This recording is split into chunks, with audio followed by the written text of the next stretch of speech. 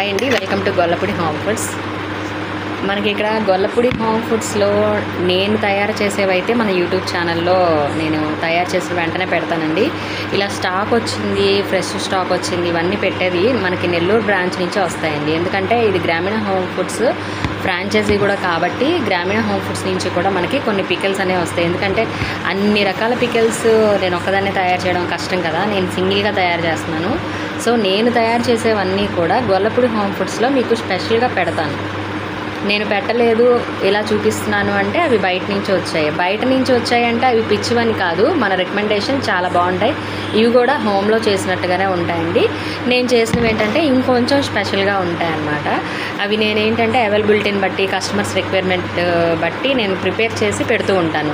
So miss కాకుండా మీరు ఈ రెండింటికి కొంచెం వేరియేషన్ అనేది అర్థం చేసుకోండి. అన్నీ నేను తయారు చేసినవి ఉండవు, నేను తయారు చేసినవి పర్టికులర్గా నేను మెన్షన్ చేసి మరీ చూపిస్తాను.